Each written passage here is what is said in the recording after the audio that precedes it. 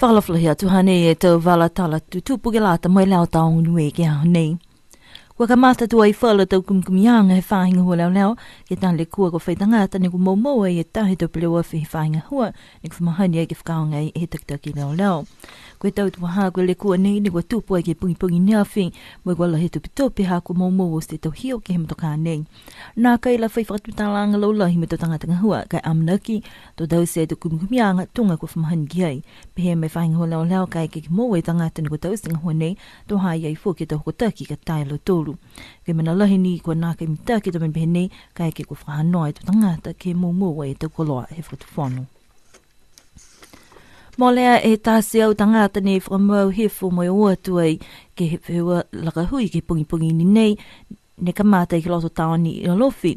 Koe whakaholoanga nei ne whakatokatoka he whahi malolo seno, koe taha wala he tau whakawhiawhia whang furutau he pule whakamutu. Kamata tua e he matahala lima, koe taha liongi whakamanuina mai he akuako ko Reverend Inga Mokole, tō whai whakamatalaanga ku mai he hukui iki pule whahi malolo seno, koe liri whuko Joan Williamu, ne koe whakahoho he tau tangata ke whakamalolo, ke whao e tau seno, ki mita ke tau malolo seno. Ko takalonga lahi tau tangata ne kua lakahui mai he commercial centre o atuai Halatonga o haki ta peo mai o atuai ke hali kai misi o atu loa ke whahi malolo hila i tuela si lidi o hefo mai he palia i pētā mai whakawise ke he commercial centre ne tufa i whala tau pale i giki mai tau kai malolo seno mai poke te wata tau mawehewehe mai amana ki ke manui no si tau whakahonuanga ke he pule whakamotu ne hanga watu ki ai.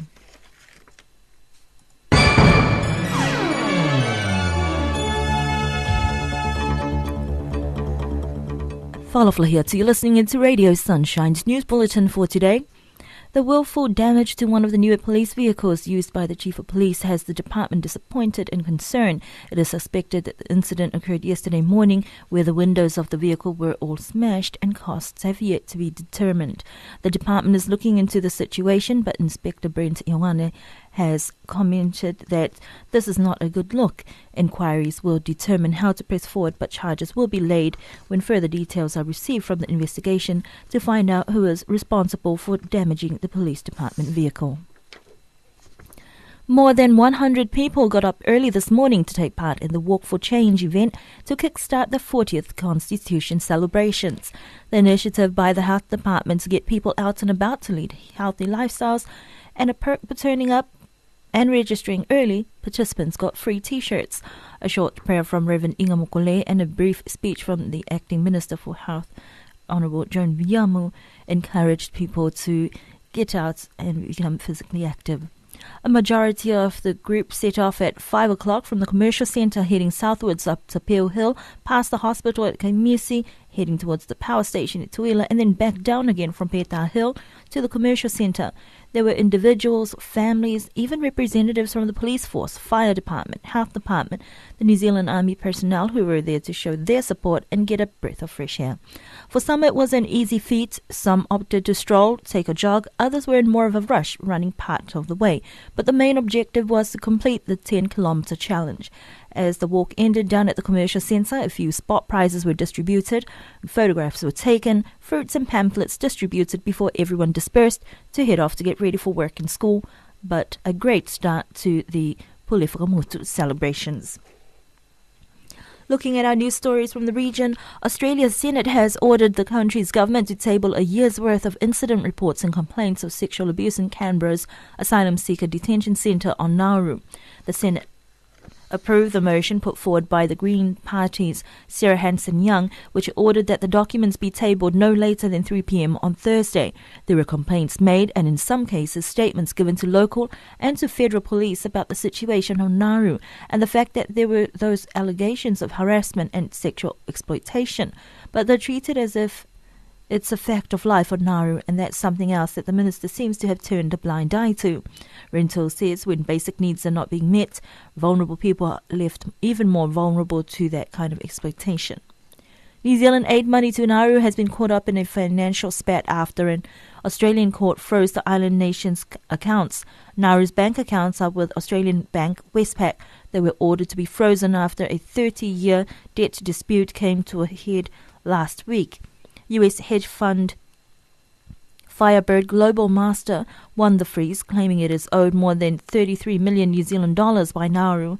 According to the ministry's website, New Zealand contributes $2 million a year to Nauru's education and justice sectors. They have briefed us on the action they're taking in courts and hoping for an early resolution.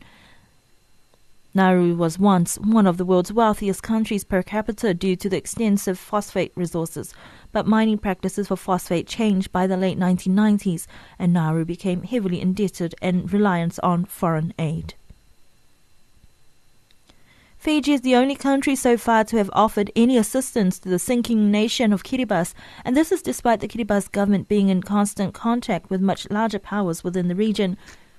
The offer from President Ratu Ipeli Ngāi has given the government hope, and made a very large statement to the international community, and the president said was a very human response. And what he said was, if ever Kiribati should find itself in a situation where they have to relocate, then Fiji will be willing to relocate. One of the responsibilities as a government is to prepare them for the possibility by providing training so those who choose to do so will be able to do so as people who will have skills. What we're doing in preparing people to be able to migrate on merit, so if Fiji has a place for them and their skills, then obviously Fiji will be the place. Papua New Guinea opposition leader Bowden Nama says he is a self-made millionaire involved in logging and palm oil in West Sepik long before he became a politician. He said Prime Minister Peter O'Neill was well aware of that. He was responding to O'Neill's call for Nama to explain where he got a reported 50 million kina to fund his party's campaign during the 2012 general election. O'Neill said Nama was not a successful businessman before he went into politics. Nama said he would cooperate with any authority if an official investigation was required, and he made criticisms of O'Neill's leadership style that did not give him the right to call on independent state institutions to come after him. The Ombudsman Commission is an independent and neutral constitutional authority which deserves absolute respect from all of us, and that includes Peter O'Neill. Solomon Islands' first ever single origin premium chocolate is now out in the market after the first batch was produced in Australia last month. The breakthrough, which was made by Seacor Solomon Islands Limited, has also seen local cocoa beans being recognised by chocolate producers. One of the main producers of the high-quality beans in Guadalcanal province, Mark Pokula, was excited about the country's single origin chocolate. His family also received a bar of chocolate to taste. He said they're happy to know that some of the beans they have produced is now produced into a chocolate. Varivao Holdings Limited in Solomon Islands has secured a new market in the United States to sell its locally produced kava. Dudley Longmay, the company's managing director, said this was made possible after months of conducting its own market research, initiatives and resources. Having our own kava farm supply and also to buy from all other kava farmers around Solomon Islands, this would increase production that can meet the demand of the overseas market in the coming years. Solomon Islands can sustain its economy if all rural people work harder, and moreover, the national government must have an ultimate political will to drive rural people and must devise a clear policy in area of rural development for exports. This is only the way forward for the country to stop the hand-to-mouth policy. Those are our news stories from the region, as well as our local news bulletin here on Radio Sunshine for today.